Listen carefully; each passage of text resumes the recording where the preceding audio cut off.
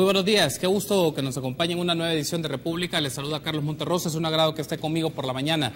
Viernes 4 de enero del año 2019, estamos ya finalizando una semana, la primera semana de este nuevo año, en la cual vamos a dedicar al análisis de la agenda legislativa en materia de seguridad pública. Vamos a hablar un poco cuáles han sido las principales tareas y actividades en estos 8 meses de trabajo de la Comisión de Seguridad Pública del órgano legislativo, algunos de los temas que se han llevado a cabo, ya llevar de manera permanente las medidas de carácter extraordinario ha sido uno de los puntos esenciales, pero también están en discusión algunos proyectos de ley que es importante llevarle seguimiento y la lectura según la perspectiva de los invitados que nos acompañan esta mañana. Y es un gusto para mí recibir a Misael Mejía, exdiputado del FMLN y miembro de la Coordinación Departamental de San Salvador. Y también es un gusto para mí recibir a Osiris Luna, diputado del Partido Gana. Buenos días, bienvenidos a República. Diputado, bienvenido, feliz año, qué gusto que nos acompañe. Igualmente, muchas gracias por la invitación. Un fuerte abrazo a todas las personas que nos sintonizan. Feliz año y que Dios los bendiga. Gracias por tomar la invitación. Misael, buenos días, bienvenido. También feliz año, qué gusto que nos acompañe. Gracias, Carlitos. Un gusto, un saludo a los amigos y amigas televidentes. Un placer estar acá. Desearles lo mejor a los salvadoreños y salvadoreñas para este 2019. Perfecto, gracias por tomar la invitación y si les parece lo podemos dedicar en este primer bloque, diputado Luna, para tener una pequeña retroalimentación del trabajo que la Comisión de Seguridad Pública ha desarrollado en la Asamblea Legislativa, me refiero en los últimos 7 u 8 meses, básicamente desde que ejerció su trabajo, su mandato de esta legislatura. Y si podemos destacar cuáles han sido los principales hitos o las principales decisiones que se han tomado en esta comisión, cuáles se destacarían. Luego voy ya con la perspectiva de Misael un poco del trabajo. Él estuvo también en dicha comisión y qué seguimiento se le puede dar a algunas de estas actividades en función ya del nuevo año. Bueno, la verdad es que hubieron grandes avances desde el inicio de la legislatura. Lo principal creo que fue que todas las fuerzas políticas apoyamos, obviamente, que las medidas extraordinarias que han dado muy buenos resultados en cuanto a control, seguridad y verdaderamente empezar a controlar nuestras cárceles, las pasamos a ser permanentes dentro de la ley penitenciaria. Importante ese avance porque pudimos constatar que efectivamente han arrojado estas medidas buenos resultados. Eso creo que fue una de las cosas que más podemos destacar. Otro también de los avances que ha sido muy importante, que ha venido en estudio dentro de las leyes, la ley de registro de pandillas, que también es necesaria obviamente para que hay que agregar un buen marco jurídico en el que podemos aportar el día de mañana prueba en nuestros casos para condenar obviamente y llegar a una investigación verdaderamente efectiva en cada uno de los delitos. Eso ha sido un estudio que lo hemos mantenido dentro de la comisión, asimismo el abordaje de otros temas. Particularmente, te lo digo, presenté la ley de videovigilancia, una ley muy completa donde contempla la creación de un circuito cerrado a nivel nacional, que tanto la videovigilancia ha dado esa investigación científica efectiva, ha dado grandes resultados obviamente al país. Yo creo que debemos de avanzar mucho en legislación respecto a ello. Asimismo, presenté la ley de recuperación de territorios, que también se mantiene en estudio dentro de la comisión, que es muy importante. El salvadoreño quiere hoy en día que se le entre como se debe al tema de seguridad. Y es que lo primero que debemos de garantizar a los salvadoreños es que ellos, cuando salgan de sus casas, lleguen a sus trabajos y regresen el día, en la noche, cuando finalicen sus labores, después del estudio, después del trabajo, lleguen con bien a sus hogares. Yo creo que es muy importante empezar a recuperar territorios de una manera muy efectiva. Es una ley muy completa que también se encuentra en estudio y asimismo podemos destacar otro tipo de avances que se ha tenido, pero es muy importante que este año el tema de seguridad sea de primer orden, sobre todo dentro de la Asamblea Legislativa, y hoy que estamos en una contienda presidencial para el candidato, el próximo presidente, debe de ser un tema primordial en cada una de la ejecución de su mandato. Tenemos entonces en la primera intervención del diputado Luna, Misael, las medidas extraordinarias se volvieron permanentes con reformas a ciertas bases y marcos legales. También está en discusión el registro de pandillas, que creo que son 2 puntos que podemos tener una primera reacción en este momento. Luego hablamos de otros marcos legales. Tuvimos al ministro de Justicia y Seguridad acá con nosotros hace unos días y nos dio también su perspectiva de algunas solicitudes de reformas a marcos legales, sobre todo al tema de mucha permisividad para el acceso de armas en el país. decir, desde su perspectiva hay que hacer mayor restrictivo este punto. Pero bueno, si tomamos en cuenta el tema de las medidas extraordinarias, su carácter ya permanente, y ahora el tema del registro de pandillas, ¿cuáles son los dos aspectos significativos o que destacaría que en el primero, que ya se hicieron permanentes, y en el segundo, que debe de avanzarse en un marco legal ya definido? Bueno, mira, yo creo que el año recién concluido, sin duda, vino acompañado de todo un esfuerzo que desde la Comisión de Seguridad Pública en la Asamblea Legislativa se había venido haciendo por despojarse de sesgos partidarios y dar una contribución al país. Y yo creo que el traslado de las medidas extraordinarias a permanentes fue un paso cualitativo fundamental en la ruptura de los centros carcelarios como universidades del crimen en el país. Hoy, con toda seguridad, si hay un avance trascendental en materia de seguridad, es la transformación profunda de nuestro sistema carcelario, al que históricamente se le apostó y más bien se convirtieron en los cuarteles generales del mando del narcotráfico, del crimen organizado, de las pandillas. Y era un negocio redondo, desde la venta de comida, la introducción de chips.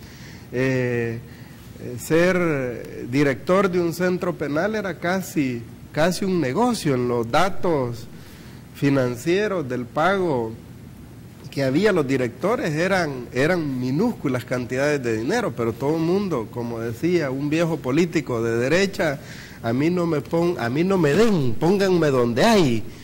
Y casi el sistema carcelario era una pudrición en todos los sentidos, desde quienes producían, quienes administraban, los gobiernos que los tuvieron. Hemos roto con ese mecanismo. Pero además la Asamblea Legislativa logró dar aportes valiosísimos en garantizar que el esfuerzo de prevención de violencia también tuviera algunos recursos. Eso gracias a las contribuciones especiales, tanto a la telefonía como al impuesto que quienes tienen utilidades arriba de $500,000 dan. La inversión en prevención no tiene precedentes en la historia. Los programas que se hacen en ese tema han dado resultados importantes. Y mira, la atención a víctimas en el país no existía, o existía únicamente de cara al proceso penal, pero la atención desde el Estado no existía. Hoy hay un esfuerzo importante desde el plan El Salvador Seguro, desde los esfuerzos que la Asamblea ha hecho en términos de asignación de recursos. Y por último, creo que cerramos el año dando un decreto que le permitió a nuestra Policía Nacional Civil liberar cerca de 1,000 agentes policiales que se dedicaban a cuidar privados de libertad en Bartolinas, en un nivel de hacinamiento, de inseguridad extremo, y que eso, gracias a todo el esfuerzo de reconstrucción, de ampliación de espacios, de reducción del hacinamiento en las cárceles, hoy se han trasladado una cantidad importantísima de cerca de 3,000 privados de libertad que estaban en Bartolinas a las cárceles. Y eso genera mejores condiciones de seguridad, pero pone al país en otra perspectiva también de cara al combate a la criminalidad. Creo que los resultados del 2019, del que podemos hablar, reflejan una disminución del 50% de delitos comparando 2015, 2016, 2017 respecto a lo que hemos tenido al cierre de 2018. Muy bien, debo de hacer una pausa, pero si les parece, en el siguiente bloque abordemos un poco algunas medidas de carácter legislativo del trabajo de la Comisión de Seguridad de la Asamblea Legislativa. Uno de estos casos es cómo va la discusión del registro de pandillas, cómo se ve este marco legal o el debate que se tiene en la Asamblea Legislativa sobre esto, también las propuestas que usted ha mencionado, proyecto de ley de vigilancia, recuperación del territorio, cuál es la lectura que desde el FMLN se tiene sobre esto, porque es uno de los señalamientos más marcados, es cómo se logra recuperación territorial en aquellos municipios donde hay altos índices o altas tasas de homicidios. Volvemos en instantes.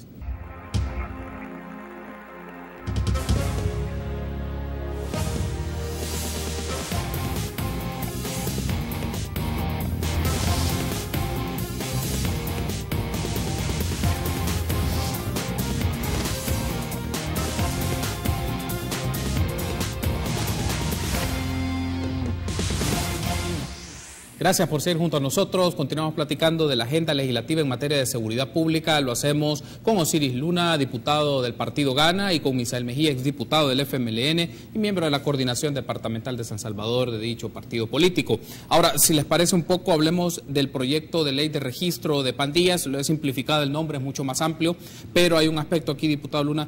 Hasta este momento, ¿cómo va la discusión? Es decir, ¿en qué apartados se quedó la discusión en la Comisión de Seguridad Pública de la Asamblea Legislativa y qué aspectos ya fueron sobrepasados o que, digamos, ya hay un acuerdo de los grupos parlamentarios en el debate de este proyecto de ley? Bueno, justamente, definitivamente todos los grupos parlamentarios que estamos participando en este estudio, e incluso este estudio viene de la legislatura pasada, se ha realizado una consulta amplia. Muy importante el ver de que hemos consultado incluso a diferentes instituciones sobre el registro, sobre esta ley, y es muy importante que todos nos han dicho y han manifestado que debe de legislarse al respecto. ¿Por qué? ¿Para qué va a servir esta ley de registro? Independientemente de dónde venga o dónde surge su presentación, esto le va a servir obviamente al Estado porque tenemos las unidades de inteligencia en la policía, centros penales, en las diferentes instituciones que trabajan en materia de seguridad, y no estamos ocupando verdaderamente esa información al servicio, primeramente, de una investigación efectiva y sobre todo para empezar a evitar impunidad que se puede ver en ciertos hechos delictivos. ¿Por qué? Porque sabemos y tenemos entendido que hay en todas estas instituciones que hay identificación quién es pandillero, quién es un miembro que está en alguna organización, e incluso dentro de los centros penitenciarios, ellos mismos efectivamente te dicen, yo pertenezco a X o Y pandilla. Entonces, si tenemos esa información, debemos de darle el carácter legal debido para poderla ocupar, incluso en cualquier proceso. Es más, te puedo mencionar un caso donde a un pandillero en Estados Unidos se condenó justamente con esta información, y eso que nosotros, si en otro país tiene esa veracidad la información, ¿por qué nosotros no la estamos ocupando justamente para salvaguardar a los salvadoreños y sobre todo que los grupos terroristas, pandilleros, son los que más luto y dolor están causando a nuestras familias salvadoreñas? Creo que llegó el momento de ponernos serios y sobre todo como en este inicio de año debemos de darle a los salvadoreños la seguridad que se va a trabajar en el tema. Y es muy importante porque no nos podemos también poner a pensar y a decir de que todo está bien, cuando la percepción del salvadoreño común, la percepción del salvadoreño que sufre día con día la inseguridad, y lo podemos ver en los diferentes sondeos de opinión, el 70% de la población tiene la percepción de que el país obviamente está mal en el tema de seguridad, y debemos de ponernos bajo esa misma lógica. Entonces el estudio se ha quedado justamente en donde ahorita a un nivel ya más de grupo parlamentario, llevar las diferentes perspectivas que se tienen y darle la celeridad de vida. Yo creo, y te lo digo, mi primer periodo como diputado dentro de la Asamblea Legislativa, creo que no solo en la Comisión de Seguridad, pero sobre todo que es la que le compete, la que más debe dar resultados, se deben agilizar muchos temas. Hay análisis más técnicos que se pueden hacer y debemos de dejar de analizar políticamente estos temas. Hay que ver lo técnico y si esto va a favorecer a la población, hay que empezarlos a sacar. Hay un asunto con este proyecto de ley de registro de pandillas, Misael. El ministro de Justicia y Seguridad, Mauricio Ramírez Landaverde, estuvo acá con nosotros hace un par de días y nos comentó que en la práctica el registro ya lo tiene como tal el Ministerio de Justicia.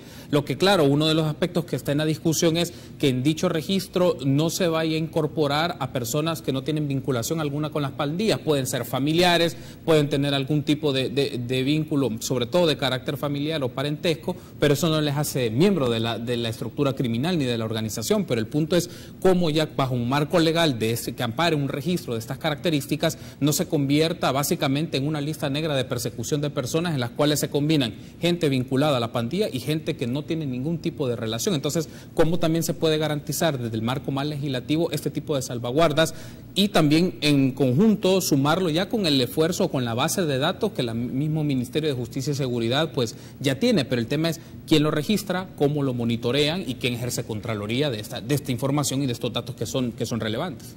Sí, mira, yo creo que este es un tema muy delicado, muy importante. Primero porque, como bien señalabas, el Registro Nacional de Pandillas ya existe, y quien lo tiene es nuestra Policía Nacional Civil, que todos los días actualiza a partir del perfilamiento de narcotraficantes, del crimen organizado, de las pandillas, de la delincuencia común en el país. Ya hay. Y hasta ahora no tenemos ningún tipo de quejas, ningún tipo de denuncias de una utilización a discreción para hacer algún tipo de persecución de ese registro. Primero, la propuesta inicial surgió mal.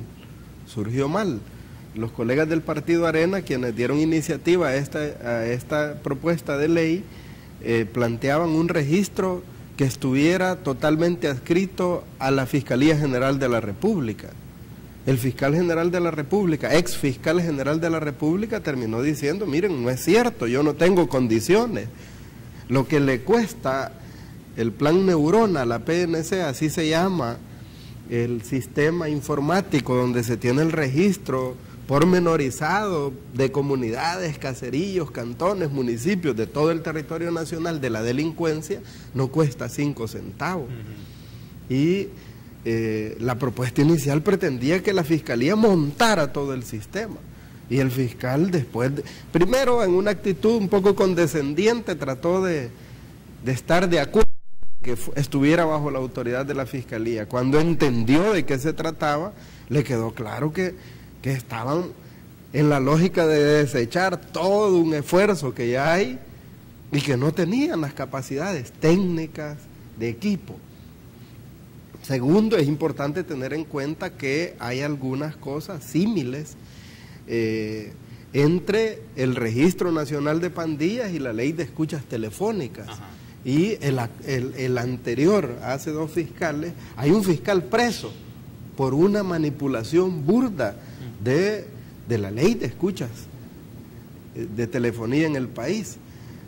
Entonces no puede haber un nivel de irresponsabilidad en crear un registro, y nosotros hemos peleado en los últimos días que hemos discutido el tema, porque en las últimas reuniones de comisión no se ha abordado, en centrar con claridad para qué va a servir el registro. Y en opinión nuestra, el registro debería de servir únicamente para fines de investigación y de inteligencia, y al final incluso como un medio de prueba. Eso es correcto, pero no debería como un mecanismo sin haber sido oído y vencido en juicio para calificar, para ingresar personas naturales o jurídicas a un registro, y ese es el gran riesgo que nosotros le vemos, porque por ahora le está dando la facultad al ministro y al fiscal general que tengan una figura en la ley que se llama designación de colaboradores, de financistas, de cabecillas o de miembros de maras o pandillas o de grupos terroristas. Eso es demasiada facultad, porque según nuestra Constitución y la ley son los jueces de la República los únicos que pueden terminar dando una calificación. Entonces para nosotros hay una extralimitación. Yo creo que si algo hay que tener claridad es que el FMLN no está opuesto a la ley. Tan es así, Carlos, que hemos presentado formalmente como partido una iniciativa de ley de registro, porque nos parece que es importante avanzar.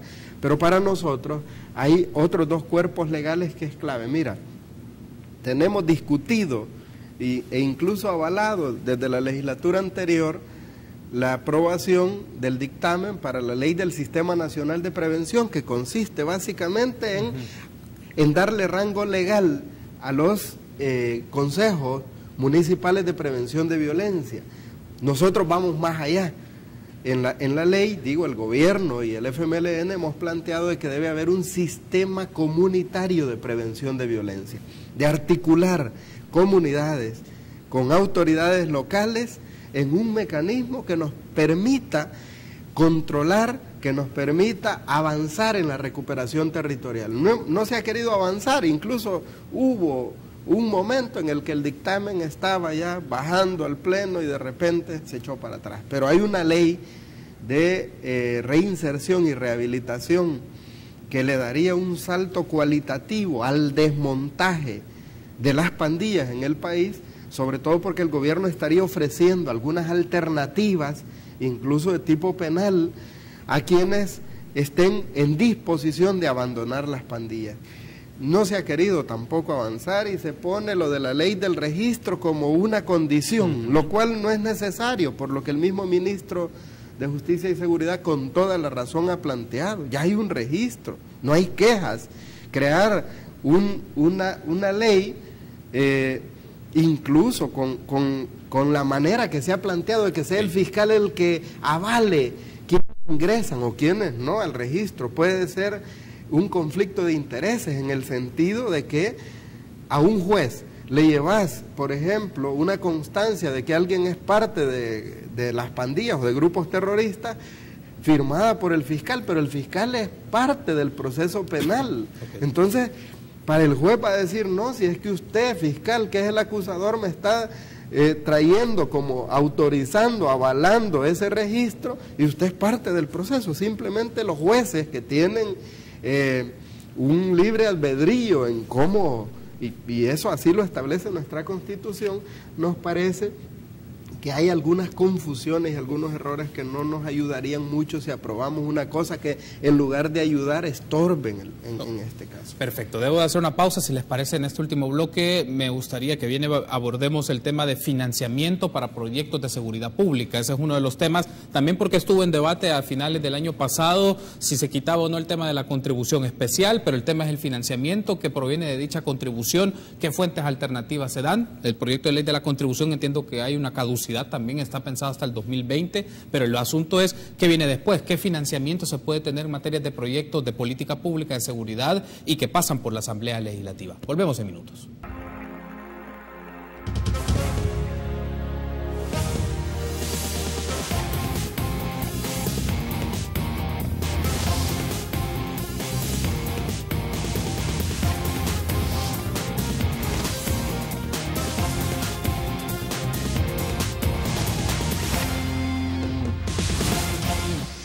Seguimos platicando en esta primera parte de República del viernes 4 de enero del año 2019 de la agenda legislativa en materia de seguridad.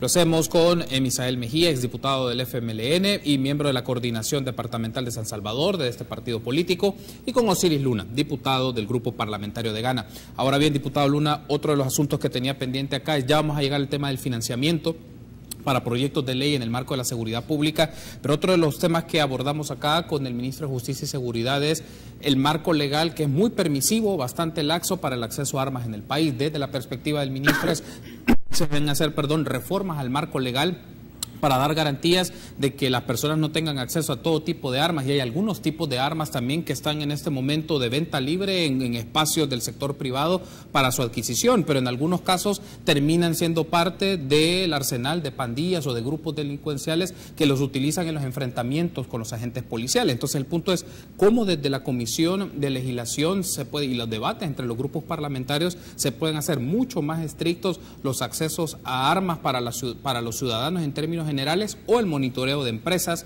para que en algunos casos estas no sean en algunas oportunidades parte del mercado ilícito de armas en el país.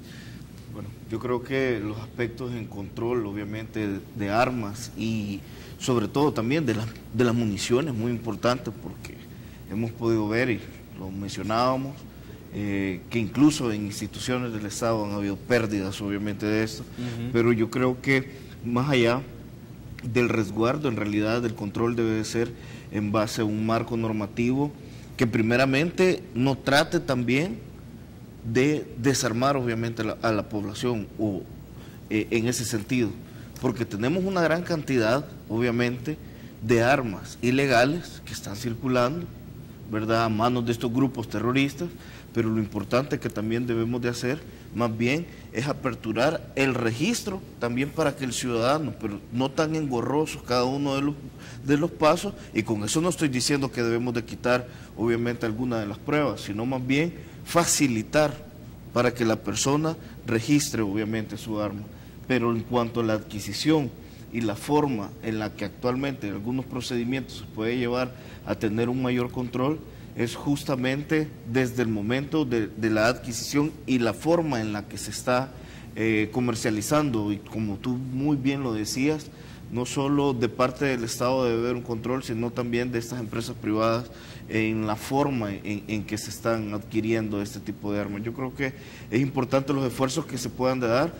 Para mi forma de ver, no es el tema que está desbordando, obviamente, o que está causando uno de los, ¿cómo decirte?, uno de los tropiezos en materia de seguridad, pero sí creo que se debe de ir controlando, obviamente, este tema. Ok, ahora hay un asunto aquí, Misael, perspectiva del FMLN en este campo, es decir, se puede trabajar mucho más en marcos o reformas concretas a marcos legales que son muy permisibles en el tema de acceso a armas, o por otro lado, controles mucho más estrictos en el registro que tienen y en los inventarios que tienen las empresas de seguridad que comercializan armas. Si es más, se puede debatir el tema de cada vez ir restringiendo el acceso a diversos tipos de armas para el ciudadano en términos generales. Un aspecto que coincidimos con el ministro de Justicia y Seguridad Pública es básicamente el ciudadano no tendría por qué estar armado, digamos, pero bueno, ese es un punto al cual es un debate al cual se puede hacer con mayor profundidad, pero con lo que se tiene en este momento y el marco legal, ¿en dónde se puede ajustar más las tuercas para hacer cada vez más difícil el acceso a armas a los ciudadanos,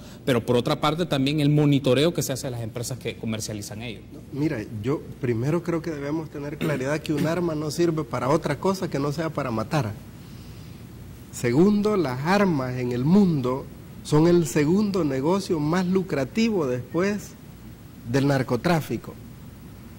En el país, el FMLN ha hecho diversos esfuerzos por restringir, por limitar, por incluso prohibir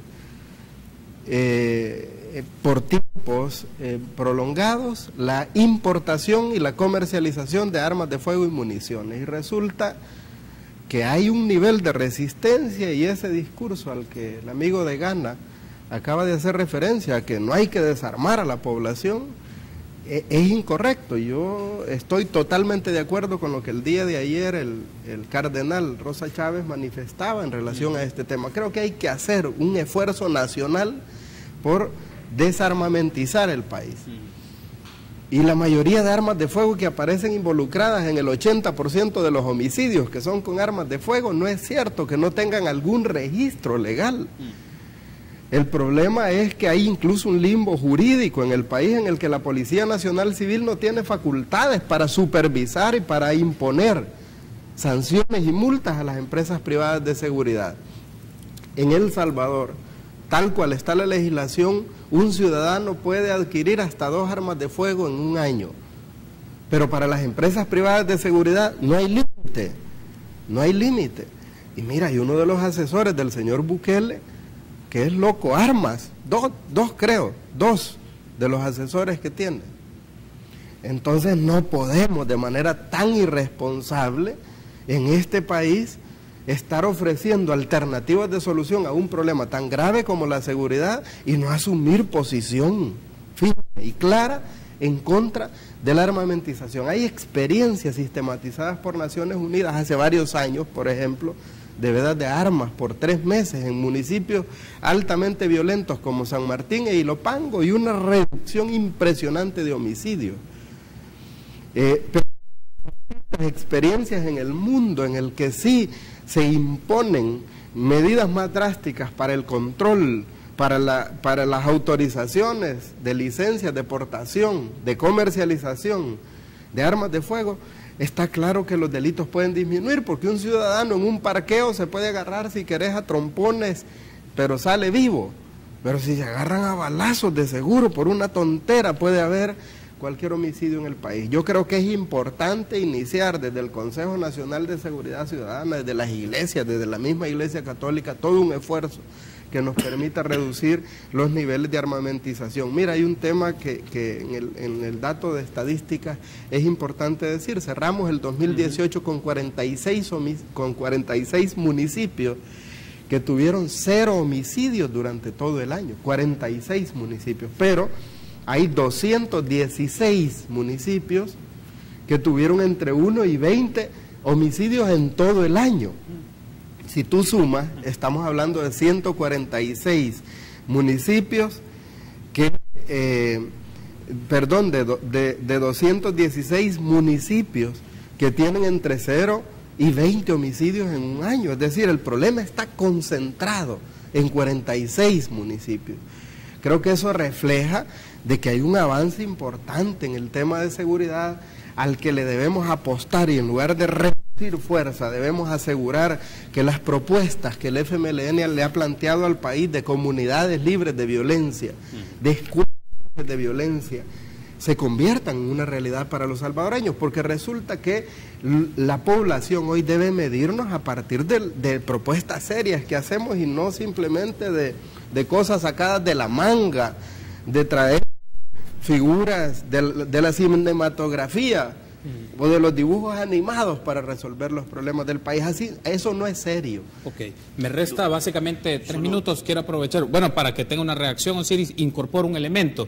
¿Qué aspecto está considerando en concreto, por ejemplo, sus partidos y en el caso de sus candidaturas a la presidencia para dar sostenibilidad financiera al tema de la seguridad pública? Se tienen contribuciones especiales, pero el debate se tiene si se quitan, tienen una temporalidad algunas. El punto es cómo se puede inyectar financiamiento en concreto para el tema de la seguridad sostenida en el tiempo.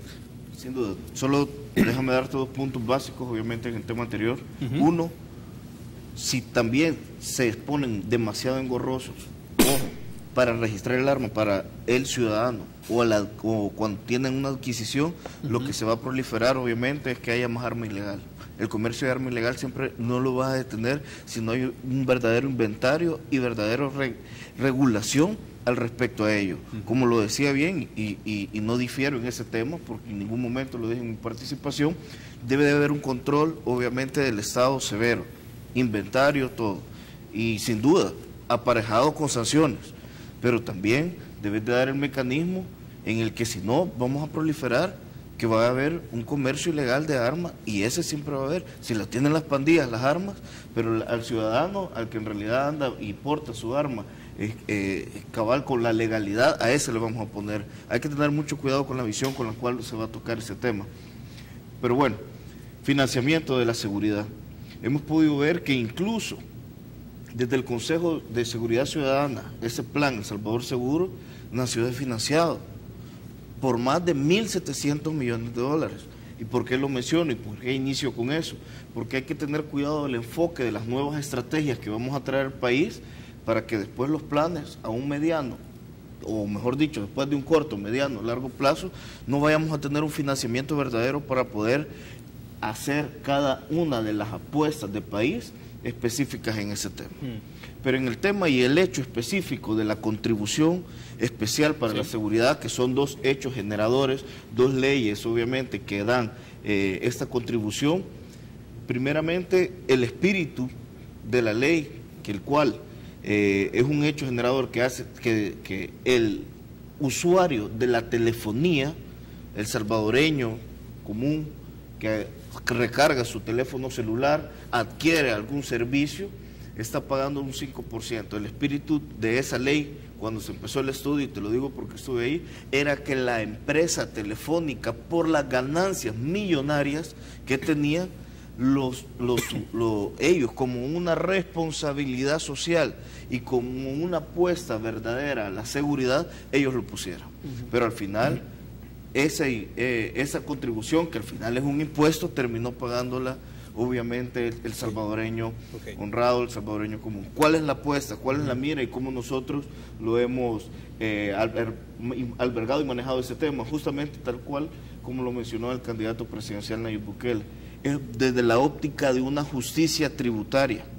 ¿Por qué? Porque tenemos hoy en día que no podemos seguirle poniendo este tipo de contribución, porque hacemos un retroceso a la tecnología en el país. La poca o casi nula tecnología que tenemos en el país, la tenemos todavía grabada con diferentes tipos de contribuciones, y se ve todavía el salvadoreño, obviamente, común, que es el que está pagando este impuesto, se ve todavía en decremento su calidad de vida, obviamente, al contribuir con esto. ¿Cuál es la apuesta? Que los grandes contribuyentes mantengan siempre la seguridad pública, el financiamiento. Pero es que ya está el hecho generador de los grandes contribuyentes, que genera cerca de 70 millones al año. ¿Y por qué? Y lo tengo que decir por los amigos policías que nos pueden llegar a estar viendo, de la Fuerza Armada, de centros penales y de migración. que reciben una compensación trimestral respecto a eso. La apuesta es que en base a esos 70 millones que hay incluso de proyección, 71 millones para recaudar este año, en base a eso se asegure ahí la compensación trimestral y que ellos no la dejen de recibir. De acuerdo. Okay. Me resta un minuto, Misael, para cerrar. ¿Por qué? No, mira, es que el problema es que los dos partidos de derecha presentaron propuestas para derogar esto y simplemente el bono de los policías, de los miembros de la Fuerza Armada, de Migración y centros penales iba a quedar sin asegurarse. Yo creo que eso es una irresponsabilidad de los dos partidos de derecha que pretenden llegar a la presidencia de la República. El FMLN, no solo de acuerdo en eliminar ese tema, antes de derogar la contribución especial a la telefonía, hemos planteado incrementar en 2 puntos el impuesto a los grandes contribuyentes, pero aquí se habla de justicia tributaria. Nayib está siendo investigado y entiendo que hay procesos por evasión de impuestos. No es cierto que haya voluntad real de resolver un problema de las finanzas del país, de mejorar los ingresos para generar más programas sociales cuando hay oposición en el fondo a que nuestra niñez tenga el paquete escolar, a que los adultos mayores tengan la pensión universal y a que los programas sociales se mantengan. Lo que hay es una ambición de llegar al poder simplemente por puros caprichos, y lo que queda reflejado en eso es que ningún partido de derecha ha hecho propuestas serias al país. Tú pregúntate, ¿dónde tiene Nayib o dónde tiene Arena el plan de gobierno? No existe, han dicho cualquier cosa para no asistir a los debates, para no acompañar discusión seria sobre el tema. Los salvadoreños deben tener madurez y deben tener inteligencia a la hora de emitir el sufragio el próximo 3 de febrero. Muy bien, quiero darle las gracias por haberme acompañado. Misael, diputado Luna, ha sido un gusto. Espero que nos volvamos a encontrar y estoy seguro que así va a ser en este espacio de República para debatir la agenda legislativa en materia de seguridad. Volvemos en instantes.